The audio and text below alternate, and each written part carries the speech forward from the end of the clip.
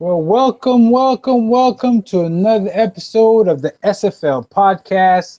Thank you, SFL brethren, for joining us for one more time, where we'll be breaking down last week's action and diving into the playoff matchups that are coming up tomorrow on an action-packed Sunday, starting at one Eastern, no, 2 Eastern. But before we do any of that, I want to present my co-host for today. We have Shan Varner, owner of the expansion Chicago Wildcats, who are making their first playoff appearance. They'll be facing off the number 2 seed Queen City Corsairs tomorrow. Shan, what's going on?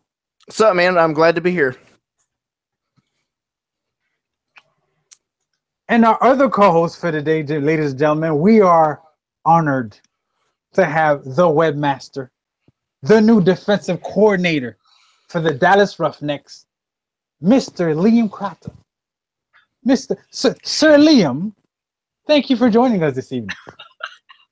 I think maybe you've overdone the introduction slightly, Marty. But I've just speaking of the whole webmaster thing. I've just been fighting with the computer to get all the website updated and stuff. And I know we were chatting just before the announcement and all that. It's like we need to get these stats from the site.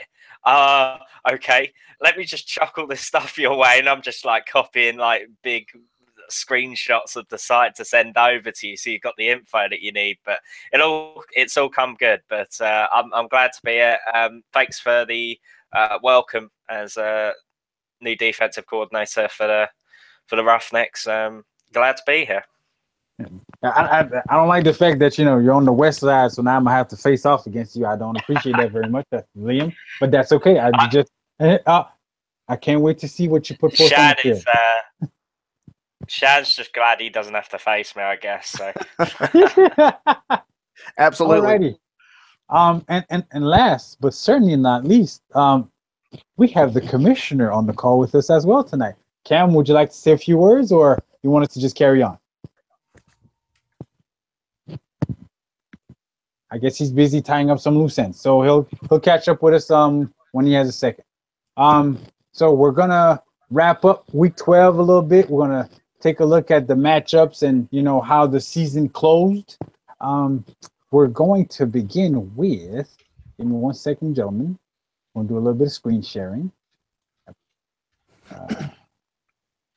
Bam. We're gonna begin with. Yeah, why not? Let's rip the Band-Aid off because we're gonna begin with the Mexico City Aztecs traveling it up north, way north to Alaska, to edge out the Alaska Storm 25-23 in a battle of field goal kickers. This is what I'm gonna say about this game. Coming into this game, as I told Ramos last week, that I can't stand playing his team because I believe his team is the toughest team I have to game plan against, because there's so many things you have to, you try to take away or try to, kind of make their life more difficult than need be for them to be successful. And for the most part, we did a halfway decent job. But Mexico City, their defense came to play that week as well, and they made our offense have to work harder than usual to move the ball up and down the field to try to score. So it became a battle of field goal kickers. I believe there were 7 field goals made by each kicker in this game. But not by each, by total. So this is the battle of star kickers as well, because both of us carry star kickers on our build, and we needed every last ounce of kick power they had.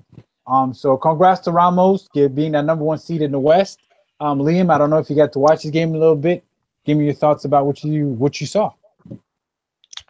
I didn't get to watch much of this game actually, but I mean, I was quite surprised by how Mexico City with Ray Bentley, they've been basically running the ball most of the season, and to see them, they only had 59 rushing yards there.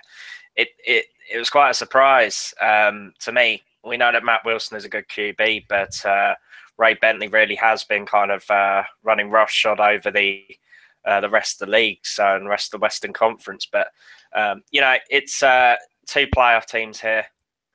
very, very close as we expected, and I think Alaska coming up against it's going to be the battle of the podcast. I think next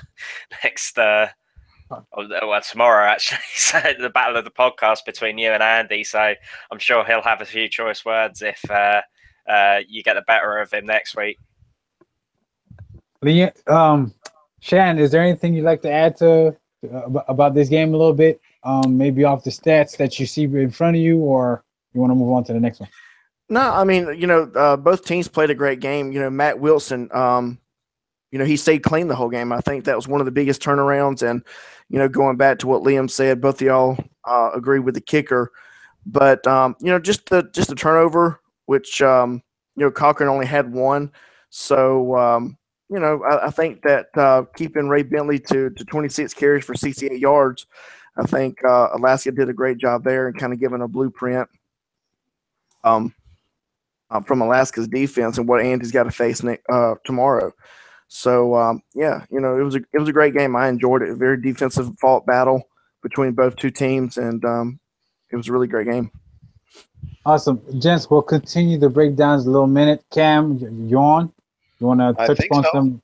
Oh, awesome. Well, thank you for joining us this evening, Commissioner. Thank you, guys. The floor is yours.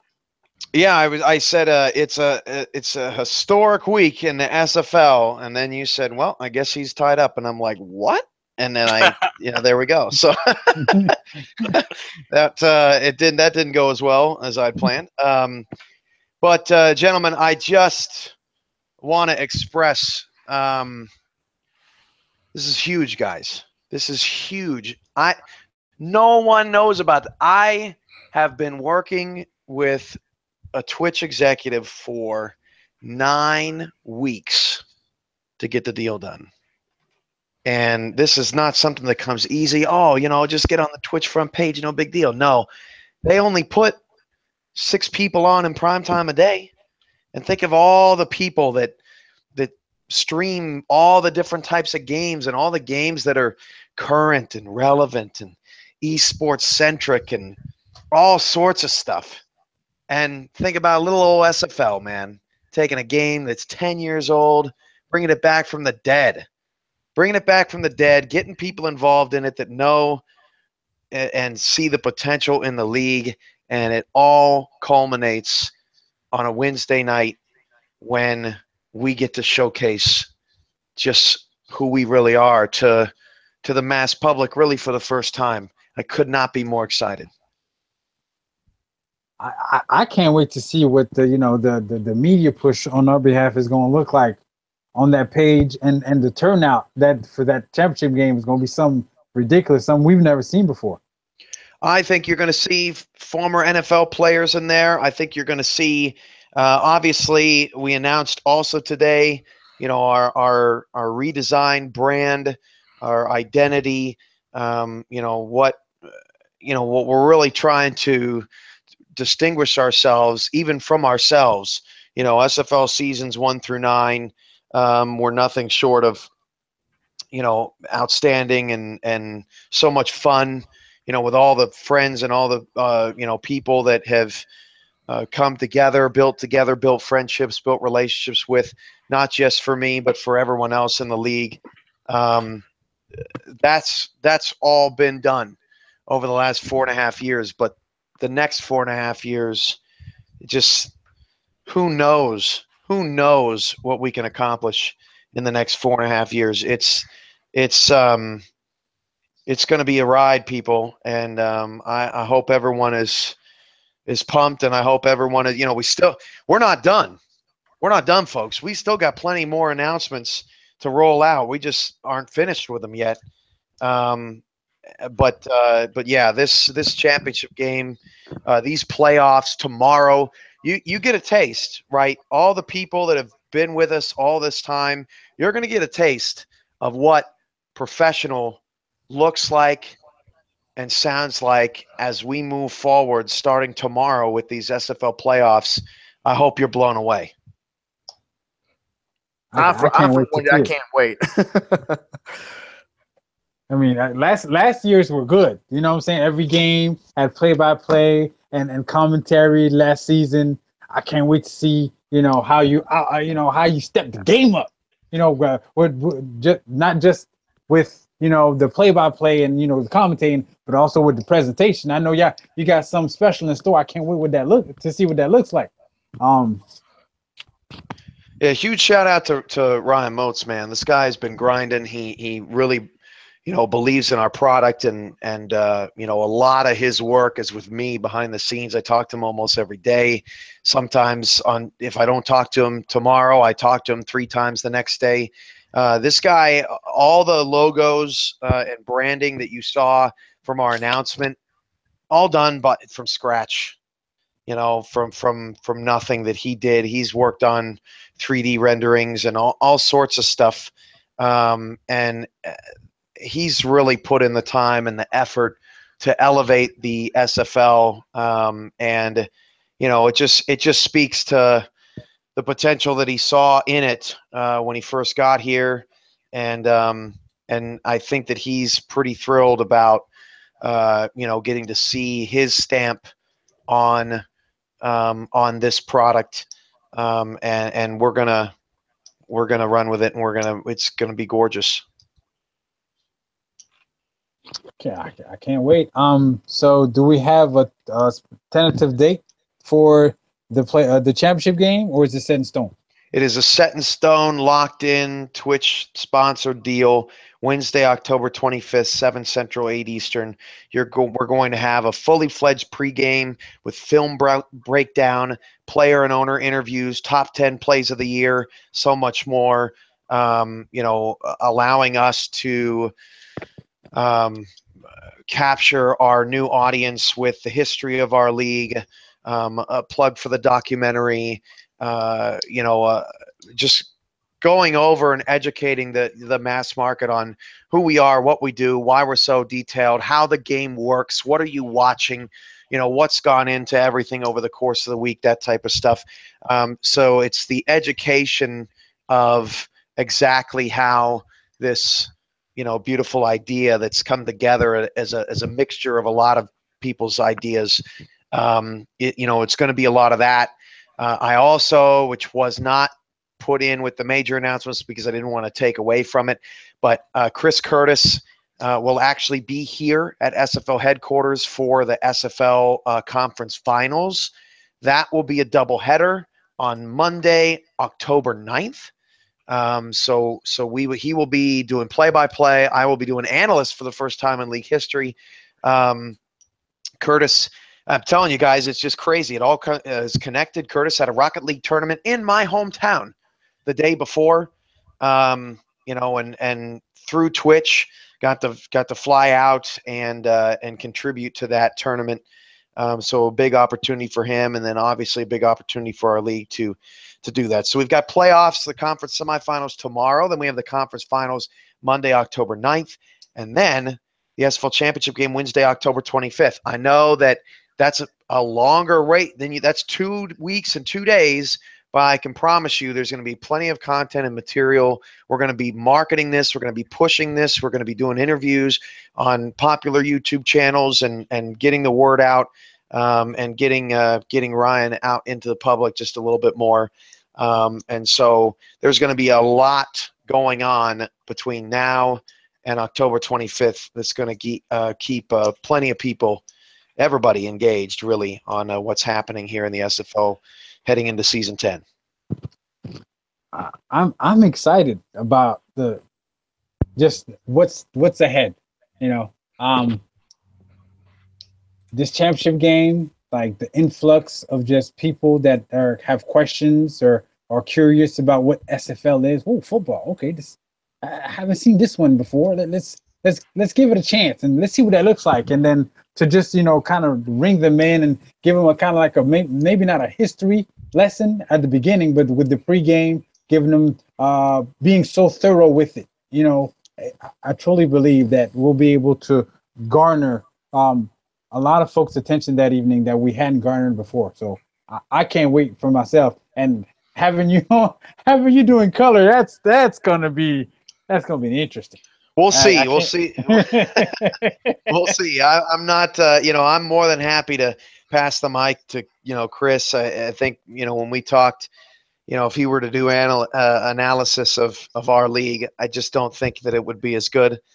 He can provide much more to play-by-play, and I can just throw up the SFL thesaurus of 500-something games logged into memory to go after these conference finals heading into our championship. And I tell you what, for the 8 teams that are still alive in the playoffs, you've got an opportunity.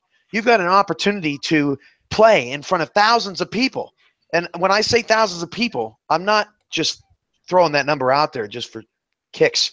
Thousands of people is what Twitch front page broadcasts average in prime time, and with homepage advertisement. This is a huge opportunity, and whatever 2 teams get in there, make it to the big show, you're going to be under a spotlight like no one has ever been in this league. And that's what this league is all about, putting the spotlight on our great players, owners, and coaches. Well, I, for one, think the rookies coming in to this season or even to next season has had it easy. I mean, I remember when I was a rookie coming in season 6, it was so difficult. Plus, there wasn't that many people at the time. And just all the stuff that's coming up, things that are going to be new, things that are being advertised now is just so spectacular. It's going to be so awesome. Yeah, I mean, go ahead, Liam. Sorry. Yeah, I knew that was going to happen. I knew that. Yeah, that was going to happen. I mean, everything's moving forwards, and this isn't it. I mean, there's going to be. I know for a fact, I've spoken with Cam previously, and spoken with the other league guys. It's very much full steam ahead. We can't see this as the pinnacle because we have to keep moving forward as a league, and I for one. Delighted to keep working with Cam and the rest of the league staff, and we're gonna keep making something special here. And we'll be relaunching our website too in probably December. We've got all the data, we got all the information. There were some things last off season that we didn't get to. We'll finish those up. We'll wrap those up. We'll put a nice new pretty bow on it, and we'll improve that part of what our league does as well. There's going to be some new features in there. I know some stat graphs, and one of the biggest things that's going to come with that new site is that players are actually going to be able to look once again at what they did in any game over their entire career. So we'll be able to more accurately track player career highs, player records, all sorts of stuff. That's the next big new addition for season 10. As far as our website's concerned. So those type of things and much more are down the line. We're getting there, and Liam's doing a great job with that. But right now the focus is on this opportunity, this championship game. We're going to be everywhere. People that talk to me on the phone are going to be sick and tired of hearing me talking about how sick and tired I am. From working, but it's going to all pay off, and it's going to be great. And I don't want to take up any more time of the podcast here. I've got plenty to do to prepare the league for tomorrow's big quadruple header. And as just a reminder, tomorrow, no politics, all football. That's the great thing about the SFL. There we go. Don't worry about the NFL. Just don't even worry about it. There's too much going on over there. Let's have some fun tomorrow, baby. That's all we want. I love it. I can't wait. I can't wait. So Cam, thanks for joining us. I know you got a lot of stuff to do, so you have yourself a good night. And we'll take over from there, and I guess we'll hear from you tomorrow. Thanks, guys. Listen to the rest of the show. You guys do great work. And see you, Cam. Yeah, we'll see you guys tomorrow. Awesome. What, Twitch? Front page? Prime time on a Wednesday night? So we ain't got to fight no other football-ish events? Man. Yeah, I'm stoked. I'm pumped for this. But anyway, that's hopefully you and I could face off, get that down the road if we win enough games. That'd be me and you, But before we get there, let's get back to the schedule that was for Week 12. In the next matchup, we have the Dallas Roughnecks and the Sioux Falls Sparrows, where Sioux Falls, ended their season on a high note, which is the first time that Sioux Falls has missed the playoffs, I believe, in their franchise history. And this is Dallas's second time. They had been to the playoffs the last 2 seasons, I believe. But their first season they missed it. I might be wrong on that one. I'll do some quick homework to double check it. But in the meantime, the Sioux Falls Sparrows outlasted Dallas and beat them to the tune of 25-24. This was a game where Shabazz was Shabazz, throwing the ball over the place. This time he was a little less reckless than he was last week. He didn't turn the ball over as much, but they weren't able to corral the Sparrows. The Sparrows and their running game, and Julian Tyree could stay within himself, and he actually played a very good game, a clean game where he had no turnovers. They had pretty good balance. Everybody was a threat, and they just eked out a win, and to finish the end of season 6-6. So, Liam, did you get to watch this? And if so, what'd you think? I got to watch a little bit of this. It was a bit of a disappointing finish for Dallas, but ultimately, I think it was emblematic of the season as a whole, just due to the way that they came out of the championship game, and there was a bit of a slump afterwards. And we've seen it with, it's not just the SFL; we see it in every kind of sport where a team coming out of a championship game or coming off of a rough season, or a season where they came close. Dallas had that, and they had some good performances over the course of the season. And there's guys that I'm looking forward to working with. Troy Lowshaw, we want to have him back next year or next season. But for Sioux Falls, it was very much an interesting challenge for them, because obviously they had the realignments. They moved over from the Eastern Conference. We took them on in St. Louis last season, and I guess they were just kind of getting to grips with coming up against the new opposition, kind of having to adapt their playbook for that type of situation. They got a few guys over there I think it will be in quite high demand over the course of the off-season as well. So I think that both of these teams will be definitely looking forward to next season with a degree of optimism. Dallas did come close, nearly got the field goal in the last drive of the game, but there's cause for optimism on both sides here. Shan, you got to watch this a little bit? Yeah, actually, I did. I think that Sioux Falls just came out and put points on the board almost immediately, and then Dallas, they couldn't answer back in the first quarter, but tried to make up for it in the second quarter. But I think that the biggest reason why Dallas fell is because Sioux Falls, they played all 4 quarters, and I guess they just wanted it more. Like you touched on before, Synergy only had 1 touchdown in this game and 2 interceptions. So, that kind of hurts a little bit. And what helps Sioux Falls is that, their quarterback, he stayed clean. He didn't have any interceptions, and, was able to play all 4 quarters. And that's what the determining factor is, or was in this game. Before moving on from this matchup, just want to alert folk that this was Conk's last SFL games. Jonathan Concord is hanging him up. I mean, he went out with a bang. He had 11 catches, 105 yards, and a score. So it's not like he was slowing down, but I guess he wants to move on to the next part of his life. So, Conk, it was nice watching you do your thing at both receiver and tight end, and I wish you the best, big fella.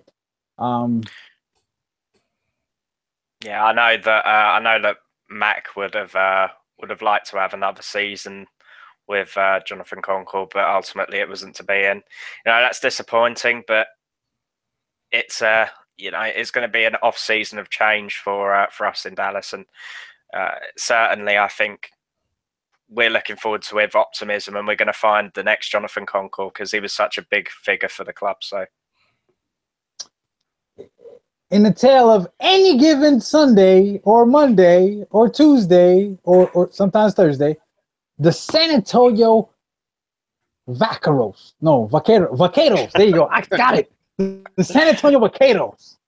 They put up a 50 burger against the Houston Hyenas. You know, they said the Southern welcome, you know, it's warm, you know, it's friendly. Apparently not. Corky's like, nah, forget this, brother. I know I come from hyena stock, but not today. I got an axe to grind.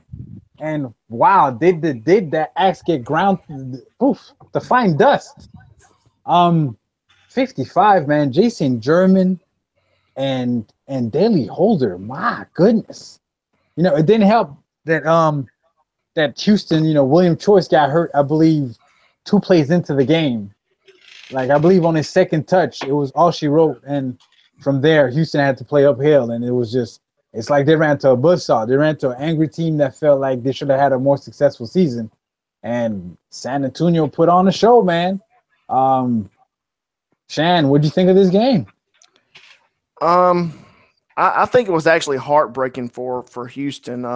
You know, losing William in the first couple of plays in the game, I think that really hurt them. When Houston has really relied on the run a lot of times, whether it be you know, running the ball to the inside or outside, or having it tossed to Choice, and him gaining positive yards, I think that it really hurt them when he went down, and they didn't really have.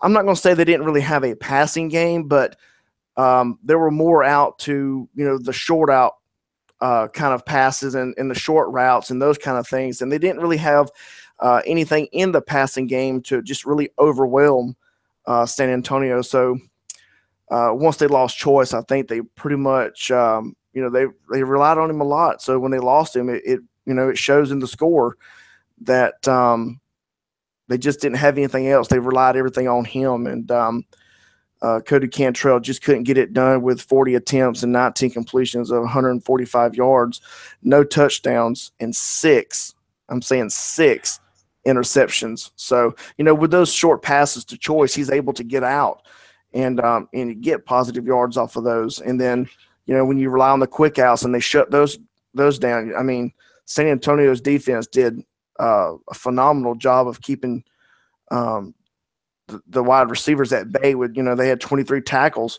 and the most came from Shane Hornish, which is the linebacker. So, you know, that was the real big key to this game, was that, you know, Choice went down early. Liam, did you get to watch this a little bit? Yeah, I watched most of this game, actually. I mean, Demonde's one of the best coaches in the league. I think, you know, a few people would dispute that, but yeah, having the kind of legs cut out from underneath you with the halfback or running back getting taken out is not great. But I think even he will probably say that this was more lopsided than it should have been, irrespective of the injury. I think you know, they got a good quarterback in Cody Cantrell. They got one of the top wide receivers in league history in DR Sims. So I think he probably broke the hairdryer out both at halftime and at full time to properly lay into his players. But, you know, this could work to their benefit, because now that they've had to dust themselves off. You know, they dropped to the 4th seed. No, not really many people saw that happening, given the amount of points that had to switch hands in order to allow Vancouver to move up to that 3rd spot. But now that they've been dropped down, they got, you know, really tough game coming up in the, you know, first round of playoffs, and they've got to prove that they belong, and they could pull up. It's going to be a shock, I think, now, just after what has happened at San Antonio. They had a, you know, good finish to the season, weren't necessarily in contention for much of the season up until that, you know, they kind of had the Vancouver game, and kind of kicked on from them. But yeah, it's going to be interesting to see how Houston bounce back from this. You know, they got one of the top teams, you know, top teams in terms of on paper, and one of the best coaches, and I think they'll do it. You know, they could bounce back. it's going to be tough against that number 1 seed, though. And the next matchup we're going to look at John Woo and the Cleveland Stallions. Wow. They just beat up on the Swarm 33-17. And when I say beat up, like they jumped out. They're dropping 30. They had 30 points by halftime. So John Woo, they went out with a bang as well. San Antonio wasn't the only team that wasn't going to make the playoffs that felt like, you know what, if this is our last hurrah, we're going to go down firing, and who else is better to fire than John Woo? Liam, what do you think of this game right here? Yeah, I mean, it was an odd week across the Eastern Conference, actually, because you had teams which were, out of contention in the playoffs. All the playoff places had, been taken up. It was just a matter of determining the seeding. And, I know from my experience, we have a never say die attitude in St. Louis. So we always want to go out and give our best performance. And I think they had the same mentality in Cleveland. And it just goes to show. I think Atlanta, probably after the disappointment of last season, were well aware of what we did to them last season to allow Carolina to break through.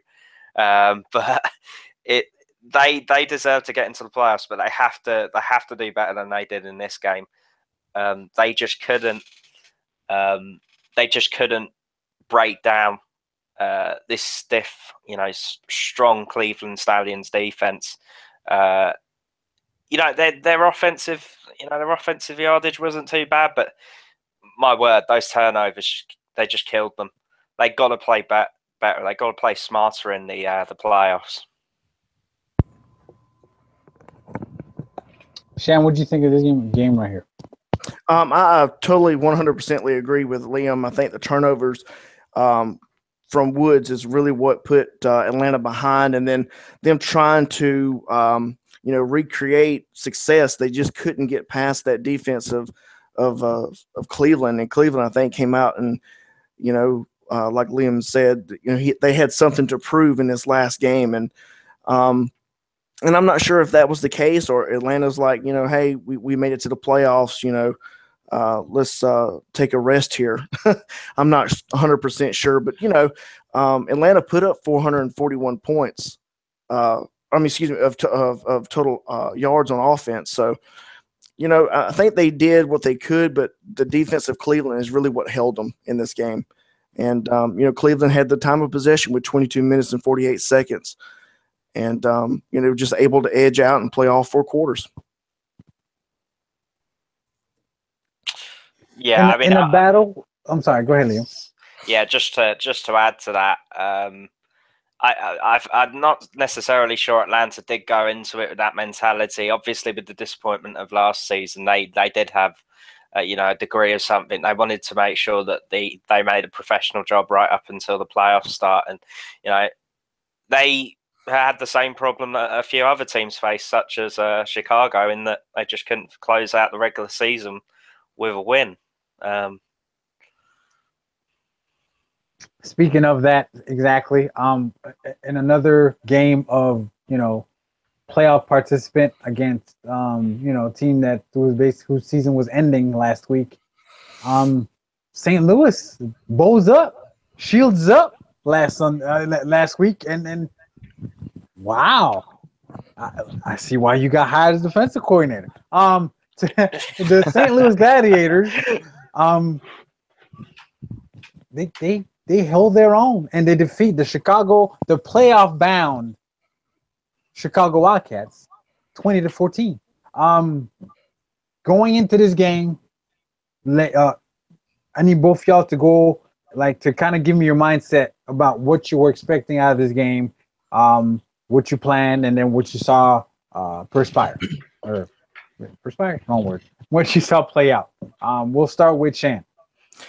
Going up against St. Louis, we really didn't want to throw the ball too much going into the game. We wanted to kind of run to the outside and keep some swing passes going.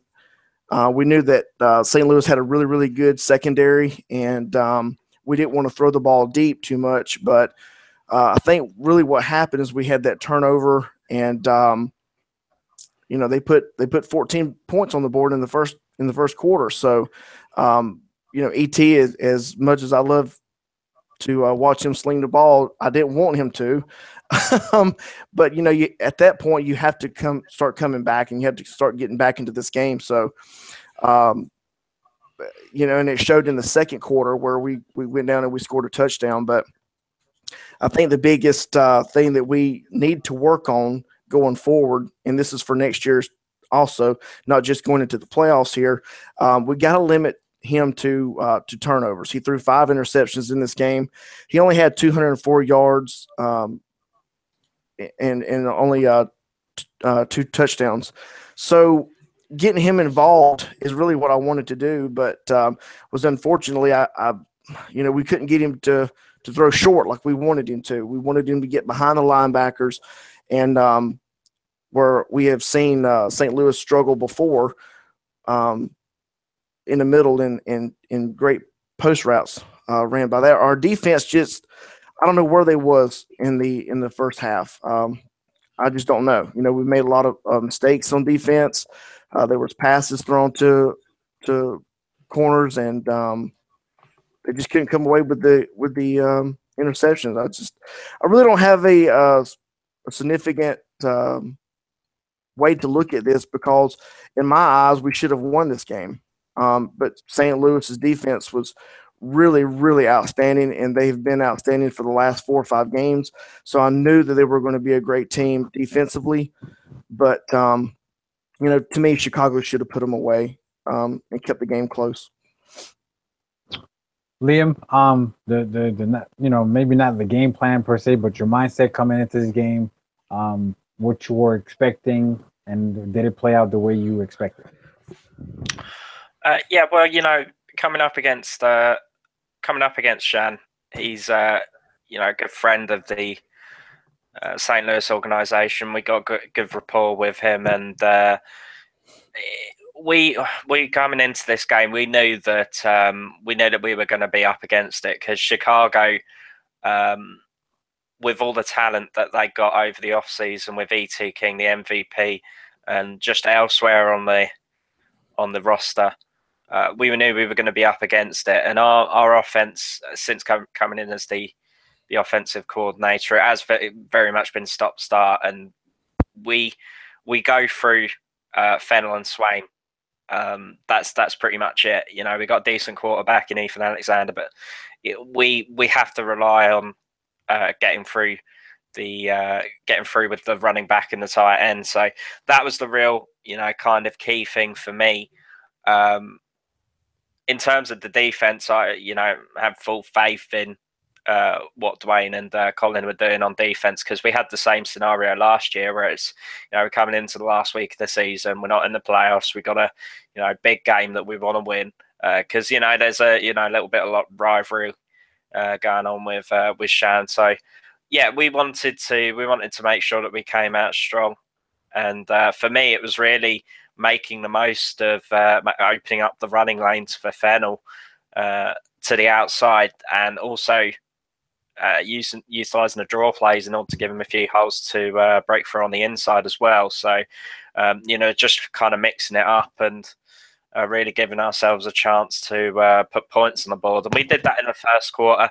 Throughout the time, since I started as the offensive coordinator, it was very much a case of struggling after the kind of half.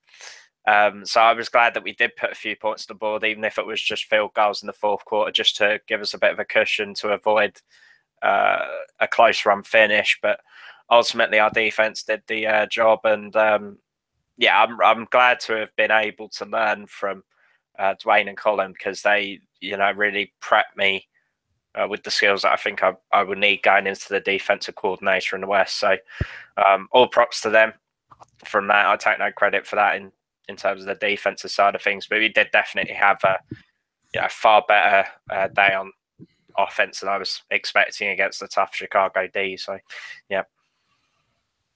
Very good, very good. And in another matchup of playoff hopeful against a team that was whose season was winding down, the Baltimore Crabs hold serve at home and beat the once number one seed, now number two seed, Queen City Corsairs 40-35. And this one was an odd one. Baltimore just came out firing on all cylinders. It was one of those like, you know what? We got talent. We just didn't put two and two together for most of the season. And it's like finally everything finally clicked for them this one game. But then in the fourth quarter, Queen City remembered like, hey, hold up, we're Queen City. You know, 4-10 champs, you know, league rusher in our backfield. We got some firepower of our own. And to kind of make it a game towards the end there. And it looked for a second like they were gonna pull off the comeback. But you know, Baltimore was able to hold them off. Liam, what'd you think of this game? Yeah, you know, it's been another one of those years for Baltimore. They just couldn't pull through. They had that streak of playoff appearances, and then again this season they just haven't been able to pull through and actually get into the playoffs. But I was surprised by how Queen City have dropped off. They don't seem to have last season they didn't have the number one seed either. But they came up against the Pride in the Conference Championships, kind of shocked everybody with how they performed in that after getting kind of run roughshod over. And then they went into to Dallas and won the championship game, and everybody was kind of thinking, well, you can't really write off the Queen City Corsairs again because they'll just do that to you. But yeah, the Crabs, I'm not entirely sure. Maybe the magic dust has just kind of rubbed off of TJ over there, and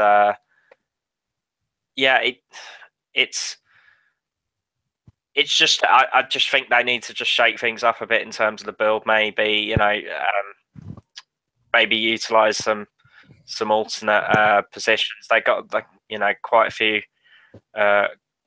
star cornerbacks. Maybe try and mix things up along the line, but get some more pressure on the QB. And they did a decent job in this game. All credit to them. They won this game against what is tough Queen City Corsairs team.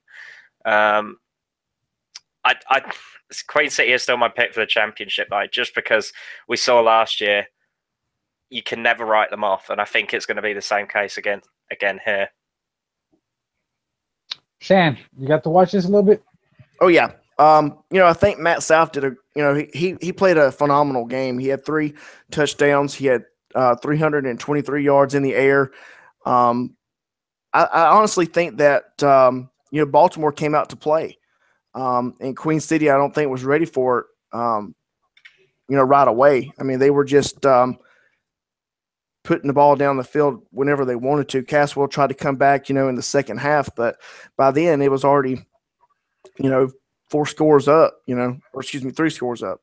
And so, I think 2 Scoops had a big to do with it also. Looking at Eddie Gage, 10 tackles, 4 assists. He somehow always makes Baltimore's defense look outstanding, and both of these teams, both Queen City and Baltimore, always have a tough kind of rivalry game. Both of them play hard when they play each other, and just this time Baltimore was able to overcome Queen City.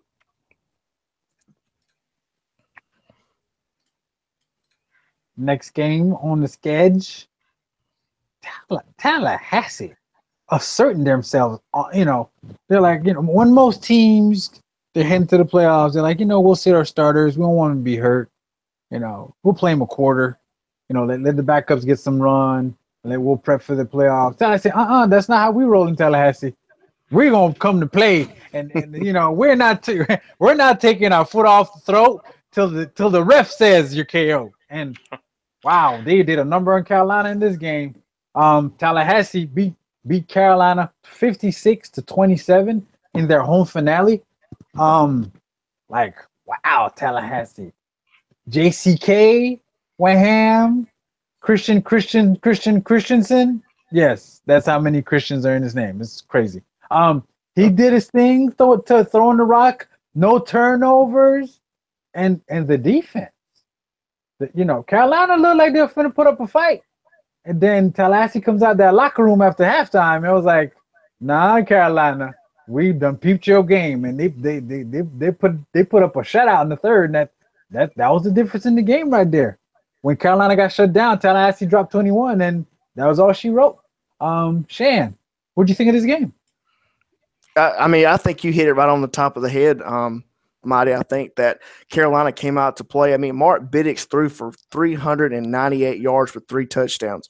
I mean, they came out to do damage, but ultimately it was Tallahassee using all their weapons, and just starting to in that second half, like you talked about, just started breaking away from Carolina. And Carolina really this whole season has not been a comeback team or a second half team. So, once Tallahassee realized that in that third quarter, it was lights out after that. I think the one touchdown that Carolina scored towards the end in the fourth quarter was kind of like a desperation, kind of a, let's get, at least one more or whatever. But, Tallahassee really did control everything in this game, even down to the time of possession. So, hats off to them. They're going to be a tough team in the playoffs. I'm not, looking forward to playing them if we win tomorrow. So it's, it's going to be tough. They're a tough team. Liam, what'd you think of this one? Yeah, we came up against the Pride the previous week, and we ran them pretty close. But they, I said it at the beginning of the season, the Pride are probably top 2 teams along with Queen City. They were desperately unlucky last season. They just went off the ball exactly at the wrong time in the conference championship game. But they came out, they finished strong. Christian Christensen, he had big boots to fill with E.T. King going over to Chicago. So he had to come in, do the job, and he did just that. 3 touchdowns, no interceptions. It's been a sublime season from the young man. J. Calvin Kim, when you compare the 2 running backs, and I think they're probably 2 nailed on Hall of Fame running backs in the SFL, J. Calvin Kim and Johnny English. J. Calvin Kim got nearly 200 more yards than Johnny, and Johnny slowed down considerably this season. I think just over 1,000. He did continue a streak of 1,000-yard seasons going, but he was definitely not the Johnny English of old. He was kind of thinking about retirement in the off season last season, and eventually managed to, they managed to convince him in Carolina to stay on, and he really is one of the franchise players there. But you have to feel maybe this season, it may be the last one for him. He may give it another go next season and try and re-find the luster that he maybe has lost to a degree. But it's absolutely essential that they get him going again next season if they want to get back into the playoffs. Carolina, they had a lot of departures this season, Shan being one of them, of course. But they're a good franchise, great ownership. They can definitely make their way back. They just got to figure out how to get the ball into English's hands and get him running again. Yeah, I was the first game I saw of English this season. I was like, he must have gone through a new training regimen. I see he's a little lighter on his feet, and then he's using different assortment of moves that I'm used to seeing him use. And I was like, I don't like this English. I like the building English. I don't like the spinning. All that's not the Johnny English we all have come to know and are used to seeing. And I believe that might have played into his ineffectiveness this season. I think he kind of had a little bit of injury trouble, I think, as well. I think possibly I remember when I came in and started helping out as the chief scout for St. Louis last season. One of our first games was against Carolina, and you just look at it, it's like, man, this is just a tank. He was definitely, I think the kind of tankish role in the SFL in terms of running back definitely transferred from him over to Ray Bentley at Mexico City, because Ray's very much done the same thing that Johnny did last season. But if he can get back to that, maybe do what he was doing before, bulk up a bit, I think he'll be good to go. And in the unofficial first playoff game, I say unofficial because the playoff hadn't started, but this was a playoff game for these two teams. The Vancouver Legion, expansion Vancouver Legion. My usual co-host is Vancouver Legion. They win their game to get into the playoffs against the Oklahoma City Renegades, 28-14. Papa Irvine had a chance to get into the dance, but he fell a dollar short. Got to watch this a little bit, and it was like, the game started out. It looked like it was going to be close, like it was going to be a battle. Vancouver scored first, and like OKC was going to be able to answer, but that didn't happen. And then Vancouver got the rock back, but they got stopped themselves, and it looked like it was a back and forth game for the most of the first half, and then Vancouver was able to build a little lead, 21-7, and then in the third quarter, OKC kind of hit a brick wall, and that's where they kind of faltered. At least I believe. Like, there were, I guess I could say, they lacked the adjustments necessary coming at halftime to kind of take advantage of, maybe a chink in the Legion's armor defensively, and they weren't able to overcome that. The Legion, big ups to Andy Hamilton and the rest of the Legion for, their first playoff bid, and we'll see how that unfolds tomorrow at 6 p.m. Shan, did you get to see this a little bit? I did. My assessment of this game here has to be Oklahoma City. To me, if it was me, I would have ran the ball a little bit more with Bruschi. I think Joseph Redfeather is a great quarterback. He's a seasoned quarterback. Obviously, he can get it done with Hamby and Bovine. That's his two main targets. And but I think that they were missing that Pete Bruschi, element in their game plan. Their defense, I thought, played pretty well until the second quarter and the third quarter maybe. But Brett Killian and that offense for Vancouver was just tearing them up. I mean, 8 receptions, 90 yards, 1 touchdown. Brett Killian was all over the place. I think that one thing that Tom Pepper really did great in this game on the offensive side of the ball is, Andy did with Tom Pepper on the offensive side of this ball was he got everybody involved. He got Sanchez enough carries that he needed. He got Cade Stevens. He got Corey Jones. He got Brett Killian. He got all these guys involved in this game. And when you have when you're out there and you're playing the game and you get this person, and they're all reliable receivers, it's no wonder why he was able to move the ball like he was. I mean, he had 233 passing yards. So anyway, kudos to Andy. I'm proud for him. Me and him go way back, all the way back to our coaching start in season 6. I'm really happy for the guy. Both of us got into the playoffs this year in our first owners, first year owning the team. So really happy for him, and hope he does well. Liam, you got to watch this a little bit? Yeah, I caught a bit of the ending. Just thinking of Oklahoma City. It's been so close, but so far this season for the team over there, and you have to feel that some of these players are probably reaching the kind of twilight of their career. I don't know how many chances Oklahoma are going to get with this team to push on and get into the playoffs. Haven't done it for a few seasons now, I I thought it was quite funny how Vancouver just about managed to grab onto the third seed with that 14 point.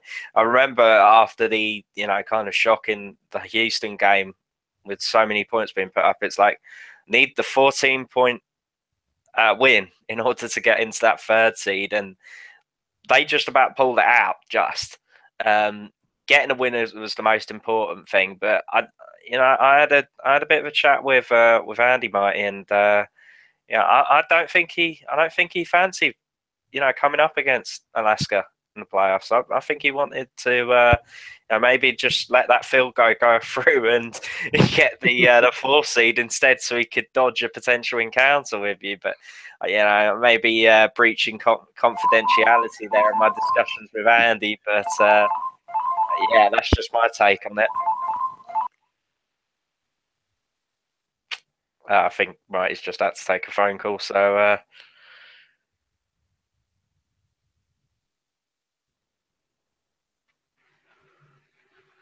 what are you? What do you think? Sorry about that, gentleman. No, go ahead, Liam. What were you going to ask? No. I was just going to chat with Sham whilst you were away to clear the kind of give a bit of talk. But no, that's cool. I think that was Andy on the phone, actually. He was phoning up to tell you that he was, what I was claiming was fundamentally untrue. But all righty, I got it up on the screen. That is the playoff matchups we got coming up tomorrow. Action-packed Sunday. NFL who? I don't know what that is. I know the SFL. I know we got the man tomorrow is going to be off the chain. I know the wife is going to be mad at me. Honey, I'm sorry right now because I ain't moving off that couch. There's too much football on TV. It's good football on TV. Anyways, starting tomorrow at 2 p.m. Eastern, 1 Central, we got SFL action, folks. In the first game, we got the Hyenas. They're heading to Mexico City. So they might have to either climb the wall or dig a tunnel. But they're going to Mexico City tomorrow to face off the #1 seed in the West, the Aztecs. Ramos's Aztecs. The Mexico City Aztecs. Gentlemen, who do y'all like and why? I'm gonna go with Mexico City for this one. Just purely based off the fact that they got such a mercurial talent, so to speak, in Ray Bentley, and they got talent across the board, I think, as well in Mexico City. Ray's probably going to be my MVP. Lavish praise on his running game and just his style, because he's not one of these fancy players where he runs around and now he's going to get straight in your face and just crash through the midfield. We've seen it time and time again this season, and best play-by-play person in the biz, Cam, of course. He had that game where Ray just stomped through and just got that touchdown. It was literally, he could not believe it. So, of course, there's worth mentioning, both of these teams have obviously had a few. There's been extenuating circumstances with. I had an earthquake in Mexico and a hurricane going through Houston, and both of these teams, it's going to be something for the communities there to rally around. So it shows that the game is bigger than just what the play on the pitch. So I'm really excited for this one. I think Houston have they got something to prove. Having come off of that big loss, Mexico City want to keep things up, get that home field advantage in the conference championship. It's going to be a good one. Shan, what you think? Who you got? I honestly, I'm going to say Houston. I mean, I like everything that Liam had said, but I think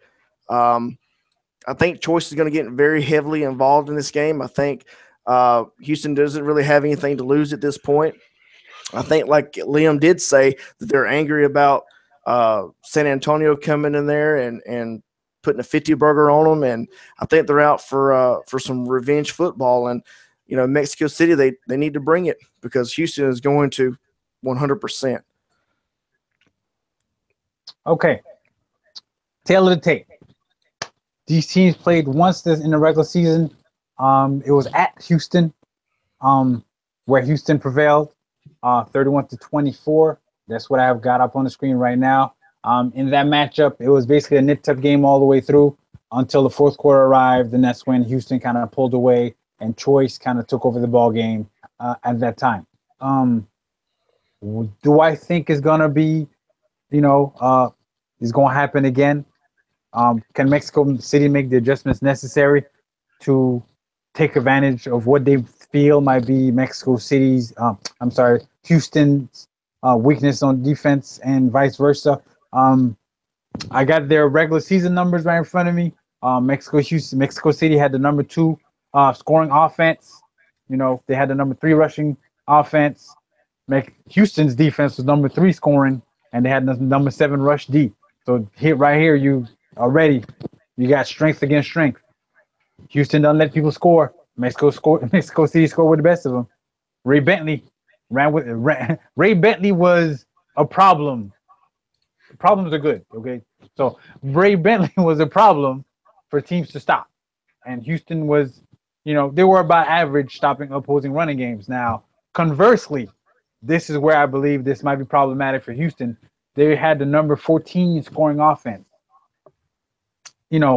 Mexico City scoring defense was kind of, average as well.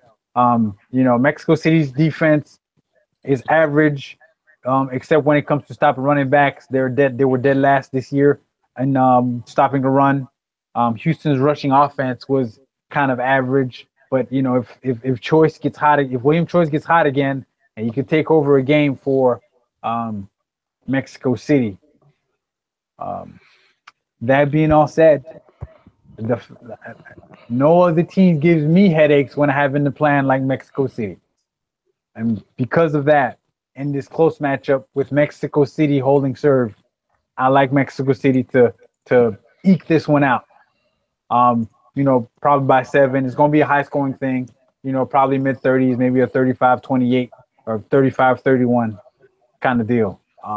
It's going to be a nip-tuck ball game. It's just, I believe Mexico City could, you maybe got 1 or 2 more big plays in them than Houston does. So Shan's the lone wolf, or is it the lone hyena? No, bro. Hyenas running packs. not according to our predictions. So yeah. In the next matchup, happening at 3 p.m. Central Time, 4 p.m. Eastern, we got the expansion Chicago Wildcats, led by Shan Varner, who's co-hosting the show right now, heading to. Man, y'all going to Buffalo? Y'all going to Buffalo? Are you ready for Buffalo? They're heading to the 4-time champion Queen City Corsairs house. I would call them defending champs, but they're not defending anything right now because if they lose, they don't have to turn in championship. So they're not defending anything. They're going for number 5. So, Liam, we're going to save Shan for last because this is his team. Liam, who you liking in this matchup? Can I say anybody other than Chicago? I think Shan will just have a go. No, I'm man. It's so difficult to predict because I would tip Queen City just based off the home field advantage, but Chicago with so much talent and with last year's MVP on board. Niti King, it's going to be incredibly close, this one. I think this is probably the one I'm most excited about. Either of these teams could quite readily have been first seed, to be honest. But Tallahassee just kind of edged them out slightly there. Both as well, Chicago bouncing back off of the defeat last week against in St. Louis. There's a bit something to prove. Queen City as well with the Baltimore game. It's going to be interesting to see. These guys need to, they need to get the win. They need to bounce back. They need to know that if they go up against Tallahassee finished off the season professionally. They won their last few games. It's going to be a huge test to go into the Lions' Den, and the playoff starts here. They gotta come out of the blocks fast. This is the rubber match between these two teams. Early in the season, the Wildcats traveled to Buffalo and kind of got their hats handed to them. Queen City beat them 37-13. I believe 2 weeks ago in Week 11, Chicago kind of returned a favor when Queen City came back. I had to go to travel to Chicago, where Chicago beat Queen City 42-37. So this one here is like, this is for the series for this season. This is for bragging rights. This is for a chance at the title. Things are on the line. I have their season numbers here. Queen City had the number 5 scoring offense, the number 9 passing offense, and the number 1 running offense in the league. I didn't realize this today until I broke down the numbers. Chicago got the number 2 running defense. Congrats to Shan. Why do I bring that up? Like, Kyle Walsh has to be stopped. If you don't stop Kyle Walsh, you're not beating Queen City. That's pretty much the name of the game. It's stop Kyle Walsh. Can Chicago put the boys in position to slow them down enough to force Cody Cantrell to be the savior? Then when Chicago got the ball offensively, they're pretty good. They're number 4. They have the number 4 scoring offense, the number 4 passing offense, and they're middle of the road running the ball, which that was surprising to me as well. Queen City, number 5 scoring D, and the middle of the road in passing and run D. So that's the name of the game. Can Chicago man up and stop Kyle Walsh? Or will Kyle Walsh run berserk like he did in last season's postseason? Like, Shan, I love you, brother, but I believe, Eric Barkley with that, championship pedigree, he's going to figure out a way or two to get Kyle Walsh the ball in spots that you might not have expected, which will help take pressure off Cody Cantrell. Because if Cody got to win the game, I don't like Cody to win the game. Like, I'm gonna say it flat out right now. I don't trust him as a quarterback. Regardless of tier, to win the ball game for Queen City. Now he could prove me wrong. Maybe he crow, next week. But as of right now, I don't trust him. I do trust Kyle. In Walsh, I trust. And I trust Eric Barkley to find ways to get Kyle Walsh involved. Kyle Walsh doesn't have too many catches this season. If Kyle Walsh, is catching a bunch of swing passes tomorrow, that wouldn't surprise me one bit. Just to have throw that wrinkle that maybe Chicago is not expecting. So this is going to be another tight ball game. I really like E.T. King. E.T. King's not a turnover machine. He's a field general, so the game was going to be close. And I like Kyle Walsh to, break out one or a couple of big plays, and that'll be the difference in the ball game. So, Shan, I know you're involved in this, so just you can give us your thought process coming into this game a little bit. You ain't gotta tell us who you like. Come on now, you're Homer. But you can give us your thought process behind what you thought of coming into this game. Well, I thought first and foremost I had to stop Kyle Walsh.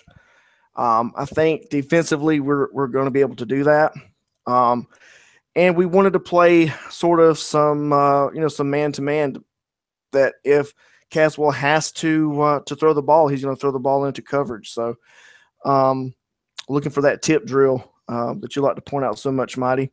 So we're basically going to try to do that on defense. Offensively, we want to eliminate as many turnovers as we can.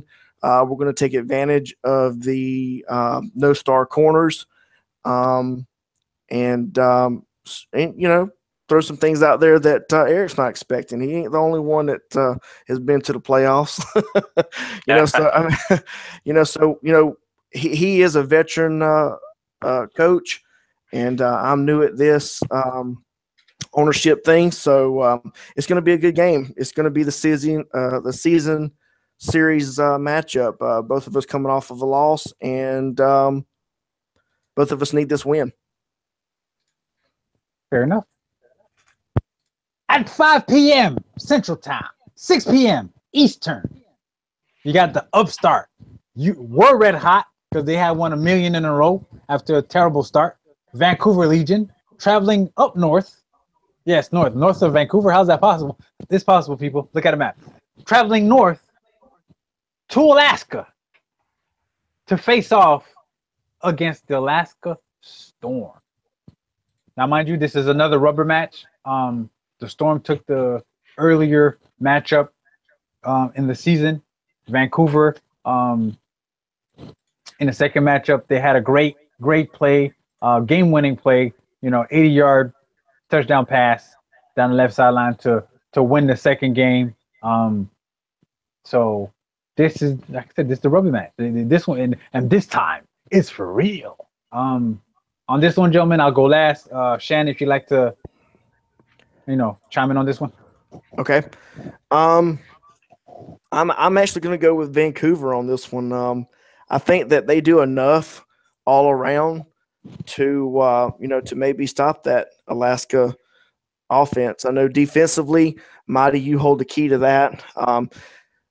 Andy's going to have to get something going in this game. I think he can do it, but he's going to have to play his cards right. He's got to run the ball really heavily, and get Tom Pepper and make Tom Pepper stay clean in this game because Alaska can take it away just like that, And so yeah, I think it's going to come down to who stays clean and who can get the running game going because Ash Odom is a beast as well. And I think that's what it's going to come down to. Liam, what say you? Yeah, I mean, I got to decide whether or not I enjoy speaking to you or Andy more because I'm pretty sure one of you is not going to want to talk to me depending on who I choose. So I'm going to go based performance-wise. I think I'll probably go with Vancouver, but I think you've probably got a bit more playoff experience, Mike, and that's just what's going to tip you and Alaska over the edge. It's going to be extremely close, I think, but I think I will go with Alaska. Sorry, Andy. Coming into this game, this playoff time, this in regular season, so a lot of game planning, a lot of what does Vancouver like to do? Okay, that's nice. Let's make that difficult for them to accomplish that. What don't they like to do? Okay, let's kind of steer them into that direction to see if they'll fall into the trap, so to speak. And then, going the other way, what are we good at? Okay, give Ash the ball. Fine. What are we not good at? Not giving Ash the ball. Okay, so we make sure we give Ash the ball. So that's basically what the mindset was behind, the game plan for this week. I got the numbers in front of me. Alaska had the number 7 scoring Vancouver had the number 8 scoring defense, so that's kind of a wash. Passing offense, Alaska was the next to last. Vancouver's pass D was 11th, so that's not that's not good or bad. Alaska had the number 2 running offense. Vancouver had number 5 running D. That surprised me. I didn't expect their run D to be that good. To be that good, like number 5. That's darn good. And conversely, Alaska had the number 1 scoring defense. Vancouver was 13th in scoring. That's not good for them. And then passing offense, they had the number 12. Alaska had the number 5 passing D. And rushing wise, they were middle of the pack while Alaska was number 3 stopping the run. So Vancouver is going to have to win for them to win the game. They're going to have to win this game playing defense. Offensively, it's going to be some tough sledding. They're going to have to steal a possession here or there with some key interceptions.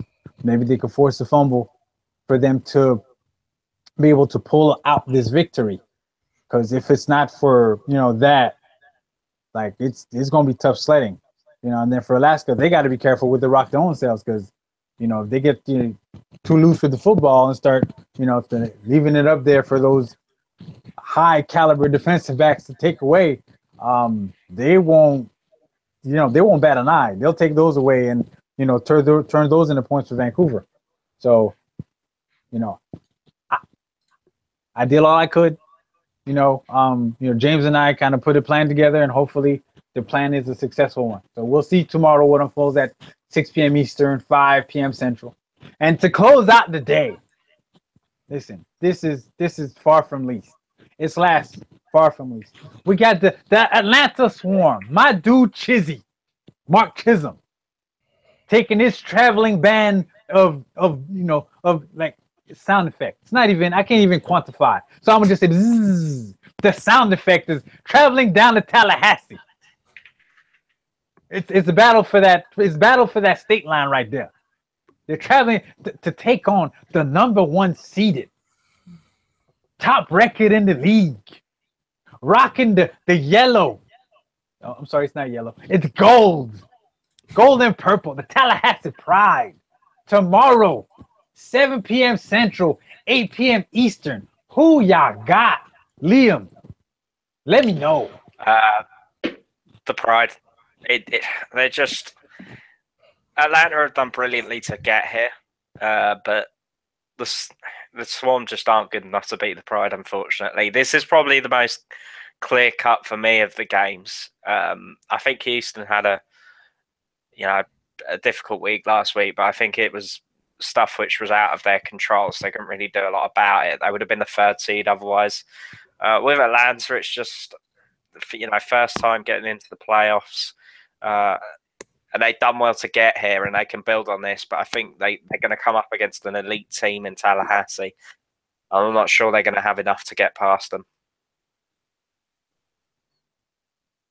Shan, what you think? I guess I'm the lone wolf today. I'm actually I'm gonna pick Atlanta. No, man.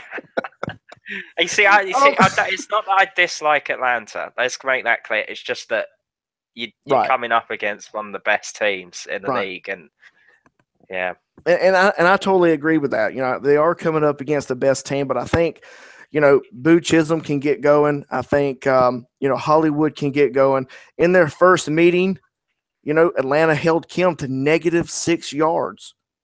I mean, of course, they were in the hive, but still, they held them to -6 yards. Unfortunately, in their second meeting, they just could not contain Kim. He had 3 rushing touchdowns that game. And maybe it's there that they figured things out later on in the season. Maybe that's what it is in the statistics of Tallahassee beating Atlanta. But as far as true grit and getting the defense going and forcing turnovers and things like that, I think Atlanta can do that, and they're going to have to move on in the Eastern Conference. This game is tough to pick for me because these are 2 of my dudes. Like Frank and I go way back, and then this my dude Chizzy. But Atlanta's offense, forget offense, their team, they thrive on big plays. Like that's their calling. Boo Chisholm going for 80, BDG going for 80, Luda going for 3 sacks and a half. Ajelani get, pick sixes. That's what they thrive on. If Christensen and is not careful with that football, man, this game could be over for them in the first quarter. Because you turn that thing over, next thing you know, you got BDG run down the sideline, touchdown. You got, what I'm saying? Or you got Boo Chisholm taking the top off the defense, touchdown. Because of that turnover, that quick turnaround. And Atlanta's very feast or famine. It's all or nothing.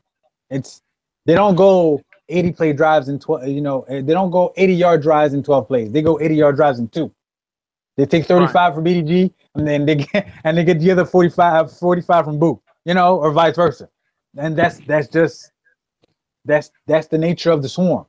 Now, the Pride, they're a lot more meticulous. You know, they feed JCK. JCK gets 8 here, 9 here, 8 here, 9 here. Then he goes for 30. And defensively, they're a lot. They're very bend, but don't break. And that's where I believe this is. This is where it's not a good matchup for Atlanta for this one because of the philosophy that the Pride use.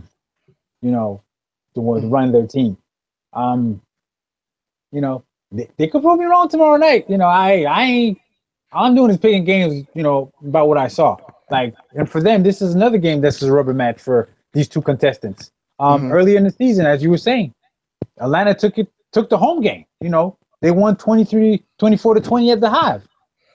And then Tallahassee held serve at their house and they won 35-23. So this is the rubber match. And looking behind the numbers, Tallahassee with a number 3 scoring offense, number 6 passing O, number 4 rushing O. Atlanta with a number 4 scoring defense.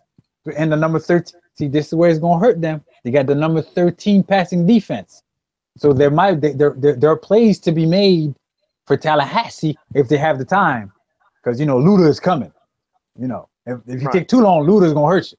And then Atlanta got the number 1 run D, man. So this might be some tough sledding for JCK, which in turn is going to put them in long yardage situations for Luda to get after them. So they got to find a way to, you know, get into those second and mediums, third and shorts.